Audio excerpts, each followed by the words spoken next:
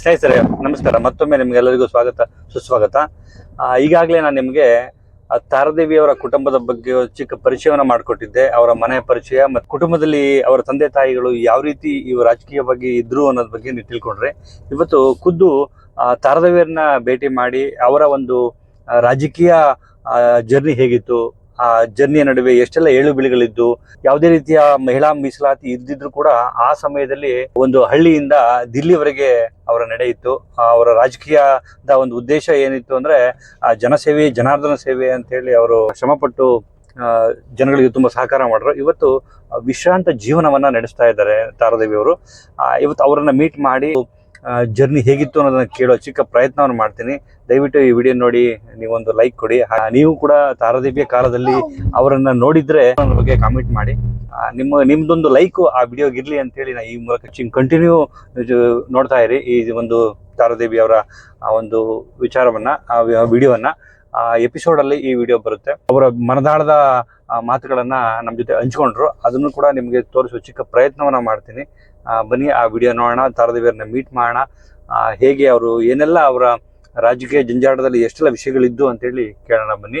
ಇದು 1978ರಿಂದ ಆರಂಭವಾದ ಅವರ ಒಂದು ರಾಜಕೀಯ ಜೀವನ ಹೇಗೆಲ್ಲ ಇತ್ತು ಅಂತ ನೋಡೋಣ. ನಾನು ಡಿ.ಕೆ. ತಾರಾದೇವಿ ಸಿದ್ಧಾರ್ಥ 3 ಬಾರಿ ಲೋಕಸಭಾ ಕ್ಷೇತ್ರದ MP ಆಗಿದ್ದೆ ಚಿಕ್ಕಮಗಳೂರ್ದು. ಮತ್ತು ಕೇಂದ್ರದಲ್ಲಿ ಯೂನಿಯನ್ ಮಿನಿಸ್ಟರ್ ಆಗಿ ಹೆಲ್ತ್ ಆ್ಯಂಡ್ ಫ್ಯಾಮಿಲಿ ವೆಲ್ಫೇರ್ ಜವಾಬ್ದಾರಿನ ನಿರ್ವಹಿಸಿದೆ. ಮತ್ತು ಅದಕ್ಕಿಂತ ಮುಂಚೆನೂ ಸಹ ಓದ್ತಾ ಇದ್ದಾಗ MSW ಓದ್ತಾ ಇದ್ದಾಗ ಮಂಗಳೂರು ಮಹಿಳಾ ಮತ್ತು ಕಲ್ಯಾಣ ಇದರದು ರಾಜ್ಯ ಮಟ್ಟದ ಒಂದು ಸಂಸ್ಥೆಯ ಅಧ್ಯಕ್ಷರಾಗಿ ಸಾವಿತ್ರಮ್ಮ ಅಂತ ಇದ್ದರು. ಅವರು ಅವರ ಟೀಮ್ ಎಲ್ಲ ಬಂದು DC ಭೇಟಿ ಮಾಡಿ ನಮಗೆ ಒಬ್ಬ ಒಳ್ಳೆಯ ಸಮಾಜ ಕಾರ್ಯದಲ್ಲಿ ಇಂಟ್ರೆಸ್ಟ್ ಇರುವಂಥವ್ರು ಬೇಕು ಅಂತ ಹೇಳಿರಂತೆ. ಕೊನೆಗೆ ಎಲ್ಲ ಇದು ಮಾಡಿ ಆಮೇಲೆ ಅವರು ಹೇಳಿರಂತೆ ಮೂಡಿಗೆರೆಯಲ್ಲಿ ಡಿ.ಕೆ. ತಾರಾದೇವಿ ಅಂತ ಹುಟ್ಟಿದ್ದಾರೆ. ಅವರು ಹೋಗ್ತಾರ ಇಲ್ಲ ಗೊತ್ತಿಲ್ಲ, ಓದ್ತಾ ಇದ್ದಾರೆ ಇನ್ನು ಸ್ಟೂಡೆಂಟು. ಮತ್ತು ಅವರು ತುಂಬ ಜನಪರವಾದ ಕಾಳಜಿ ಇಟ್ಕೊಂಡವರು. ಕಾಲೇಜಿಂದೆಲ್ಲ ಬಂದಾಗ ಅನಕ್ಷರಸ್ಥರಿಗೆಲ್ಲ ಅವರು ಮನೆಯಲ್ಲೇ ಮಾಡಿ ಮೇಲೆ ಒಂದು ಸ್ಕೂಲ್ ಮಾಡ್ತಾಯಿದ್ರು ಪಾಠ ಕಲಿಸೋಕ್ಕೆ ಅಂತ.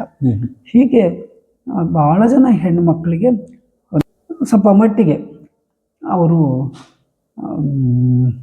ಅವರಿಗೆ ಓದೋದು, ಬರೆಯೋದು ಮತ್ತು ಇದನ್ನೆಲ್ಲ ನನ್ನಿಂದ ಅವರಿಗೆಲ್ಲ ಈ ರೀತಿಯಾದ ಸಹಾಯ ಆಗ್ತಾ ಇತ್ತು.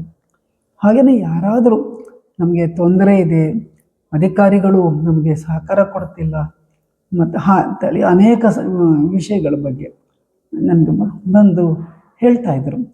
ಆಗ ನಾನು ತಹಶೀಲ್ದಾರ್ ಆಫೀಸ್ಗೆ ಹೋಗೋದು ಮತ್ತು DC ಆಫೀಸ್ಗೆ ಹೋಗೋದು, ನಾನೆಲ್ಲ ಕೇಳೋದು, ಯಾಕೆ ಈ ಅಮ್ಮನಿಗೆ ಇಷ್ಟೊಂದು ತೊಂದರೆ ಕೊಡ್ತೀರಿ, ಅಥವಾ ಮಹನೀಯರು ಇರ್ಬೋದು, ತೊಂದರೆ ಕೊಡ್ತೀರಿ, ಅದು ಕೆಲಸ ಮಾಡಿಕೊಡಿ ಬೇಗ ಅಂತ ಹೇಳ್ತಾ ಅವರು ಮಾಡಿಕೊಡ್ತಿದ್ರು.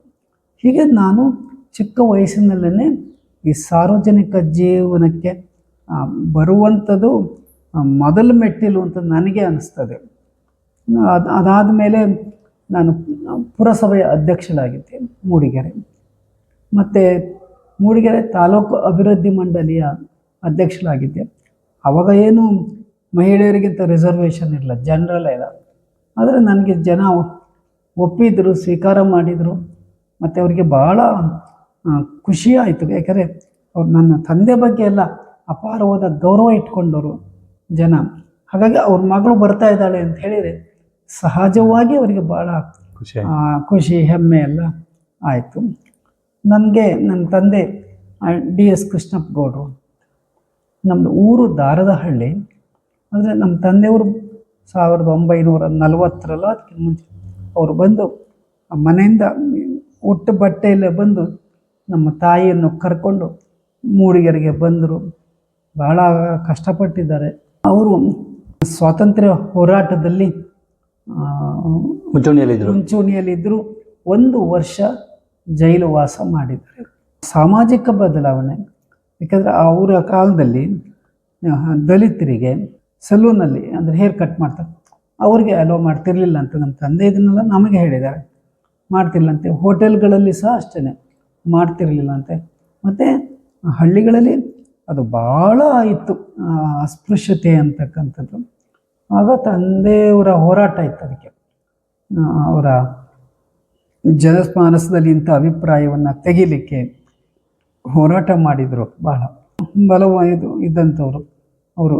ದಬ್ಬಾಳಿಕೆ ಮಾಡ್ತಾ ಇದ್ರು. ಭೂಮಿಗೆಲ್ಲ ಬೇಲಿ ಹಾಕೊಂಡು ಇರ್ತಿದ್ರು. ಪಾಪ ಅವರೆಲ್ಲ ಬಂದು ಇವ್ರ ಹತ್ರ ಹೇಳ್ತಿದ್ರು. ಇವ್ರು ತುಂಬ ಸಹಾಯ ಮಾಡಿದರು. ದಾರದಳ್ಳಿಲೂ ಸಹ ನಮ್ಮ ಈಗ ದೊಡ್ಡಪ್ಪಂದ್ರಿಗೆ ಹೋಗಿದೆ ಆ ತೋಟ, ಅದರ ಇರುತ್ತ ಬಂಗ್ಲೆ, ಅದನ್ನು ಬಂಗ್ಲೆನವರು ಯಾಕೆ ಅಂತ ಹೇಳಿದೆ, ಆ ಕಾಲದಲ್ಲಿ ಬ್ರಿಟಿಷ್ ಅವರು ಆ ತೋಟವನ್ನು ಕೊಂಡ್ಕೊಂಡು ಮಾಡಿದ್ದು.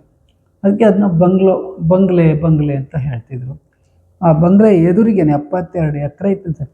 ಇವತ್ತು ಹೇಳ್ತಾರೆ ಅಲ್ಲಿ ದಲಿತರು, ಆ 72 ಎಕರೆನೂ ಇವರಿಗೆ ಹಂಚಿಬಿಟ್ರಂತೆ. ದಲಿತರಿಗೆ ಹಂಚಿಬಿಟ್ಟಿದ್ದಾರೆ. ಹಂಚಿದ್ರಂತೆ. ಹಂಚಿ ಸರ್ಕಾರದ್ದು ಅಂದರೆ ಅದಕ್ಕೆ ಇವತ್ತು ಹೇಳ್ತಾರೆ ನಮ್ಮ ಕುಟುಂಬದ ಅನೇಕ, ಈ ಕಿಟ್ಟಣ್ಣ ಮಾಡಿದ್ರು ನಾವೆಲ್ಲ ಇದನ್ನು ಹಾಕಿದ್ರೆ ಎಂಥದ್ದು ಅರ್ಜಿ ಹಾಕಿ ಮಾಡಿಸ್ಕೋಬೋದಿತ್ತು ಎಲ್ಲ, ಆದರೆ ಇವರು ನಮಗೆಲ್ಲ ಬಿಡಲಿಲ್ಲ, ಇಲ್ಲಿ ಆಸ್ತಿ ದೊಡ್ಡದು ಮಾಡ್ಕೋಬೋದಿತ್ತು ಇನ್ನೂ ಅಂತ ಹೇಳ್ತಾರೆ. ಇವತ್ತು ಹೇಳ್ತಾರೆ. ದಲಿತರು ಮಾತ್ರ ಹೇಳ್ತಾರೆ. ಮೊನ್ನೆನೂ ಹೇಳಿದ್ದು, ಬೇರೆ ಯಾರೂ ಈ ಭಾಗದಲ್ಲಿ ಆ ಥರ ಮಾಡಲಿಲ್ಲ. ನಮಗೆ 72 ಎಕರೆಯನ್ನು ಹಂಚಿ ಗ್ರ್ಯಾಂಟ್ ಮಾಡಿಸಿ ಕೊಟ್ಟರು ಸರ್ಕಾರದಿಂದ ಅಂತ ಹೇಳಿದ್ರು. ಹೀಗೆ ಅವರು ತುಂಬ ಜನಪರವಾದ ಕಾಳಜಿಯನ್ನು ಇಟ್ಕೊಂಡಂಥವ್ರು, ಅನ್ಯಾಯವನ್ನು ಸಹಿಸ್ದಲೇ ಇರ್ತಕ್ಕಂಥವ್ರು.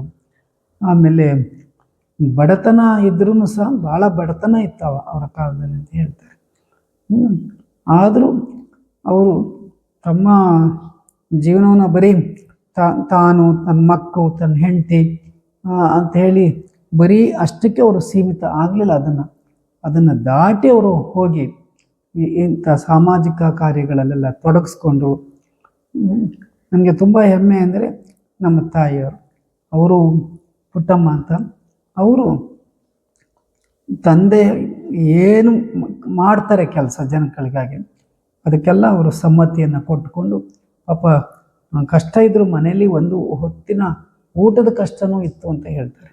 ಅಂಥ ಟೈಮ್ನಲ್ಲೂ ನಮ್ಮ ತಾಯಿ ಹೇಗೋ ಸುಧಾರಿಸ್ಕೊಂಡು ಮನೆ ನಡೆಸ್ಕೊಂಡು ಹೋದರು.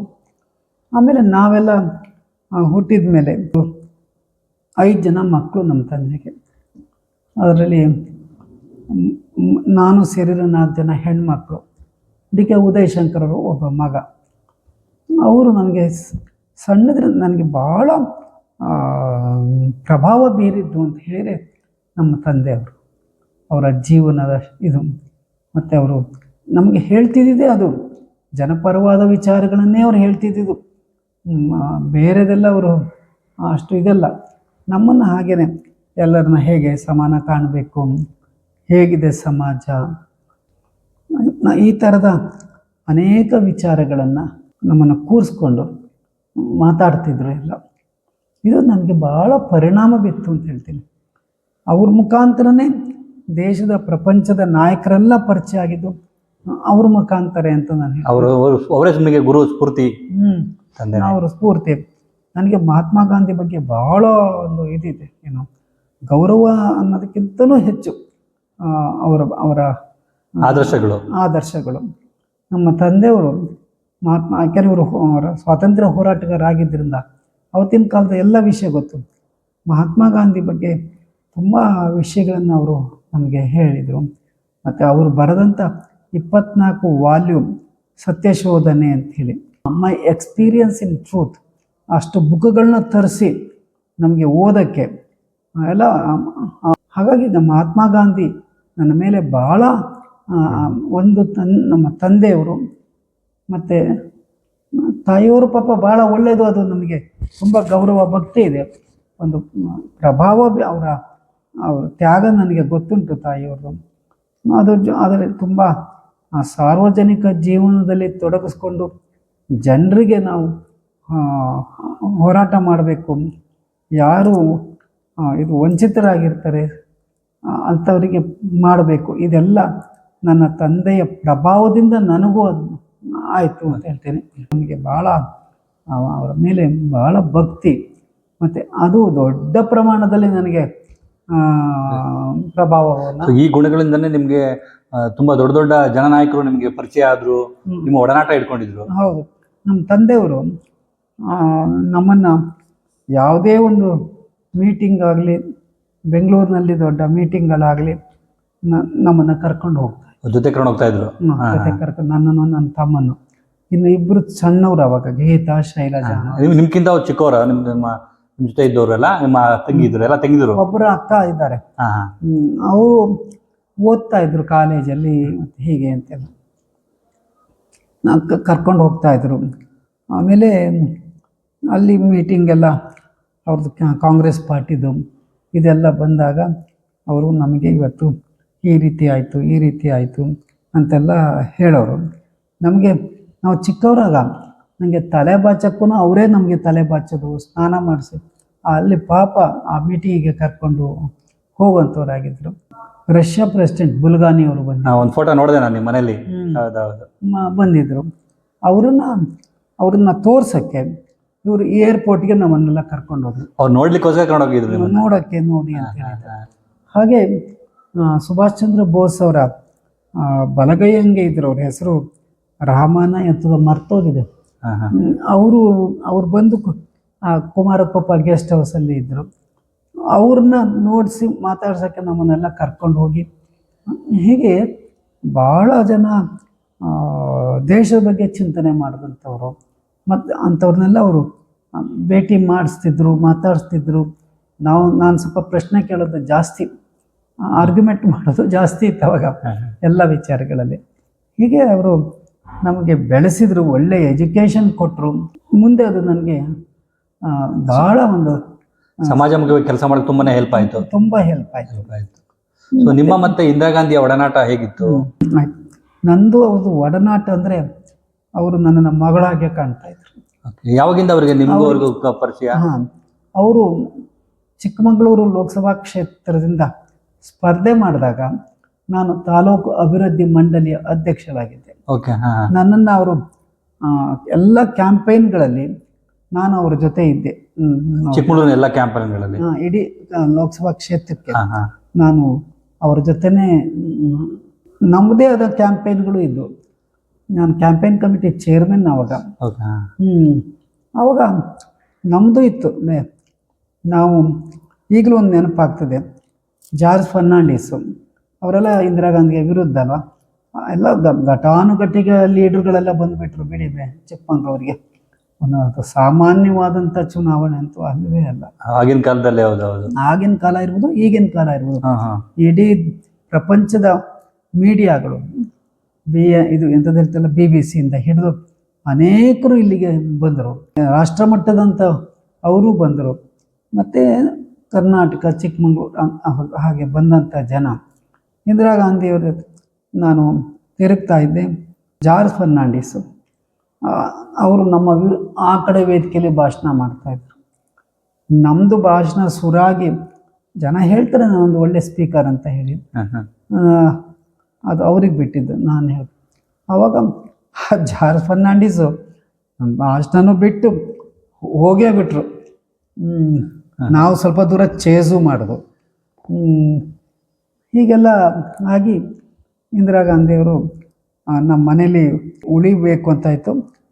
ಅವರು ಉಳಿದ್ರು. ಅಂದರೆ ಮೂಡಿಗೆರೆ ಮನೆ ಸ್ವಲ್ಪ ಸೆಕ್ಯೂರಿಟಿ ರೀಸನ್ನು ಟೌನಲ್ಲಿದೆ ಅಂತೇಳಿ ಒಪ್ಪಲಿಲ್ಲ. ಕೊನೆಗೆ ನಾವು ನಮ್ಮ ಬಿಳಿಗೌಡರು ದೊಡ್ಡಪ್ಪ ಅವರಿಗೆ ಹೇಳಿ ಕನ್ವಿನ್ಸ್ ಮಾಡಿ ಇಂದಿರಾ ಗಾಂಧಿಯನ್ನು ಒಂದು ದಿವಸ ಅಲ್ಲಿ ಅವ್ರು ಇರ್ತಿದ್ರು, ಹಾಲ್ಟ್ ಮಾಡಿದರು. ಆದರೆ ಅವತ್ತು ಭಾಳ ಒಂದು ದುರಂತ ನಡೀತು. ನಮ್ಮ ದೊಡ್ಡಪ್ಪರು ಬೆಳಗ್ಗೆ ಹಾರ್ಟ್ ಅಟ್ಯಾಕ್ ಆಗಿ ತೀರ್ಕೊಂಡು ಹೋದರು. ಅವತ್ತಿನ ದಿನನೇ? ಹೌದು. ಇಂದಿರಾ ಗಾಂಧಿ ಮನೆಯಲ್ಲೇ ಇದ್ದಾರೆ, ಮಲಗಿದ್ದಾರೆ. ಪಾಪ ಬೆಳಗ್ಗೆ ಅವರು ಎದ್ದು ರೆಡಿಯಾಗಿ ಬರುವಾಗ ವಿಷಯ ಬಂದು ಅವರ ಕಡೆಯಲ್ಲೇ ಎಲ್ಲ ಭಾಳ ಲೀಡರ್ಗಳು ಇರ್ತಿದ್ರು ಅವ್ರ ಜೊತೆಗೆ. ಅವರು ಹೀಗೆ ಅಂತ ಹೇಳಿದ್ರು. ಅವ್ರಿಗೆ ಭಾಳ ದುಃಖ ಆಯಿತು. ಅಂತೂ ಅವ್ರಿಗೆ ಒಂದು ಗೌರವ ಸಂತಾಪ ಸೂಚನೆ ಮಾಡಿ ಹೊರಟು ಹೋದರು. ಇಂದಿರಾ ಗಾಂಧಿ ಹೋದ್ರು ಅಲ್ಲಿಂದ? ಹೊರಟು ಹೋದರು. ಇಲ್ಲದ್ರೆ ಇನ್ನೂ ಕ್ಯಾಂಪೇನ್ಗೆ ಸೆಂಟರ್ ಅದು ಅಂತ ಇರ್ತಿದ್ರು. ಈ ಪರಿಸ್ಥಿತಿ ಆದ್ದರಿಂದ ಹೊರಟು ಹೋದರು. ಮತ್ತು ಆಮೇಲೆ ನನ್ನ ಕೆಲಸದ ಬಗ್ಗೆ, ಕ್ಯಾಂಪೇನ್ ಬಗ್ಗೆ, ಇಂದಿರಾ ಗಾಂಧಿಯವರು ಮಾಡಿದ್ದ ಇದ್ರ ಬಗ್ಗೆ ಮತ್ತು ನಾನು ಭಾಳ ಸ್ಪಿರಿಟೆಡ್ ಲೇಡಿ. ನಿನ್ನೇನು ರಾಮಯ್ಯ ಹಾಸ್ಪಿಟ್ಲಲ್ಲಿ ಹೇಳ್ತಿದ್ರು, ಅವರು ಒಬ್ಬರು ಇಲ್ಲಿ ಚಿಕ್ಕಮಂಗ್ಳೂರಿನಲ್ಲೇ ಫಸ್ಟು ಕ್ಲಿನಿಕ್ ಇಟ್ಟಿದ್ರಂತೆ, ನರೇಂದ್ರ ಸ್ವಾಮೀಜಿ ಅಂತನೇನು. ಅವ್ರು ಹೇಳೋರು, ಏನು ಮೇಡಮ್ ನಿಮ್ಮನ್ನು ಗುರುತಿಡಿಯೋಕ್ಕೆ ಆಗ್ತಾ ಇಲ್ಲಲ್ಲ ನಮಗೀಗ, ಹಾಗೆ ಭಾಳ ಇದಾಗಿದ್ದೀರಿ, ನಾವು ನಿಮ್ಮನ್ನು ನೋಡಿದ್ದೀವಿ, ನೀವು ಫೈರ್ ಬ್ರ್ಯಾಂಡ್ ಅಂತೆಲ್ಲರೂ ಹೇಳೋರು, ಬಂದರು ಅಂತೇಳಿ ಅವರು ಫೈರ್ ಬ್ರ್ಯಾಂಡ್ ಅಂತ ಹೇಳೋರು. ಮತ್ತು ಜನ ಅವ್ರನ್ನ ಭೇಟಿ ಆಗೋಕ್ಕೆ ಕ್ಯೂ ನಿಂತ್ಕೊಳ್ಳೋರು ಅವ್ರನ್ನ ನೋಡೋಕ್ಕೆ ಅಂತ. ನಾವೆಲ್ಲ ನೋಡಿದವರು ಮೇಡಮ್ ನಿಮ್ಮನ್ನು ಅಂತ ಹೇಳಿ ಮೊನ್ನೆನೂ ಹೇಳಿದರು, ನೆನಪಿಸ್ಕೊಳ್ತಾರೆ. ಅದು ಜನಮಾನಸದಲ್ಲೆಲ್ಲ ನೆನೆಸ್ಕೊಳ್ತಾರೆ, ಯಾವ ಜಿಲ್ಲೆಗೆ ಹೋಗಿ ಅದು ಇದೆ ಮನಸ್ಸಲ್ಲಿ. ಮತ್ತು ತುಂಬ ಅನ್ಯಾಯ ಆಯಿತು ನನಗೆ ಅನ್ನೋದನ್ನು ಇದೆ. ಕೊನೆಗೆ ಇಂದಿರಾ ಗಾಂಧಿಯವರು ಆ ರೀತಿ ನನಗೆ ತುಂಬ ಹತ್ತಿರ ಆದರು ಚಿಕ್ಕಮಗಳೂರು ಲೋಕಸಭಾ ಎಲೆಕ್ಷನ್ನಿಂದ. ಮತ್ತು ನಾನು ಡೆಲ್ಲಿಗೆ ಹೋದಾಗೆಲ್ಲ ಅವ್ರನ್ನ ಭೇಟಿಯಾಗೋಕ್ಕೆ ಹೋಗ್ತಿದ್ದೆ. ಬೇರೆಯವರಿಗೆಲ್ಲ ಅಪಾಯಿಂಟ್ಮೆಂಟ್ ಅವ್ರದ್ದು ಹಾಗೆ ಸಿಕ್ಕಲ್ಲ, ಪ್ರೈಮ್ ಮಿನಿಸ್ಟರ್ದು. ನನಗೆ ಆ ಥರ ಏನಲ್ಲ. ನಾನು ಹೋಗಿ ಅಂದರೆ ಒಂದು ಪಬ್ಲಿಕ್ಕಿಗೆ ಒಂದು ಧರ್ಮದರ್ಶನ ಇದ್ದಂಗೆ ಒಂದು ಇಟ್ಟಿದ್ರು ಮಾತ್ರ. ಅವರು ಬೆಳಿಗ್ಗೆ ಬಂದು 9 ಗಂಟೆಗೆ ಬಂದು ಎಲ್ಲರೂ ನಿಂತು ಏನು ಎಂಥದ್ದು ಯಾಕೆ ಬಂದಿರಿ ಅಂತೆಲ್ಲ ಕೇಳೋರು. ನಾನು ಹೋಗೋ ದಿವಸನೂ ಎಲ್ಲರೂ ಅಲ್ಲಿ ನಾನು ನಿಲ್ತಿದ್ದೆ. ಆವಾಗ ಅವರು ಅವರ ಮನೆಯಿಂದ ಇದು ಪಕ್ಕದ ಆಫೀಸು, ಜನಪತ್ ಅಂತನೇನು, ಆ ಜನಪತ್ತಲ್ಲಿರೋ ಮನೆ ಪ್ರೈಮ್ ಮಿನಿಸ್ಟರ್. ಅಲ್ಲಿಂದ ಹೊರಗಡೆ ಬಂದಾಗ ನನ್ನ ನೋಡಿ ಹೌ ಆರ್ ಯು ತಾರಾ ಅಂತೇಳಿ ಪ್ರಶ್ನೆ ಫಸ್ಟ್ ಅದನ್ನೇ ಕೇಳ್ತಾ ಇದ್ದಿದ್ದು. ಹಿಂದಿಲೇ ಮಾತಾಡ ಇಂಗ್ಲೀಷ್ ಮಾತಾಡ್ತಾ ಇದ್ದಾರೆ ನಿಮ್ಮ ಜೊತೆ? ಇಂಗ್ಲೀಷ್ ಮಾತಾಡ್ತಾ ಇದ್ದಾರೆ. ಹೌ ಆರ್ ಯು ತಾರಾ ಅಂತೇಳಿ ಬಂದು ಕೈ ಹಿಡ್ಕೊಂಡು ಇದು ಮಾಡ್ತಿದ್ರು. ಆಮೇಲೆ ಎಲ್ಲರನ್ನೂ ಭೇಟಿ ಮಾಡಿದ್ಮೇಲೆ tell me why are you coming here, tell me ಅಂತ ಹೇಳ್ತಾಯಿದ್ರು. ಏನಿಲ್ಲ ಮೇಡಮ್, ನಾನು ಕೆಲವು ವಿಷಯಗಳನ್ನ ಹೇಳ್ತಾಯಿದ್ದೆ.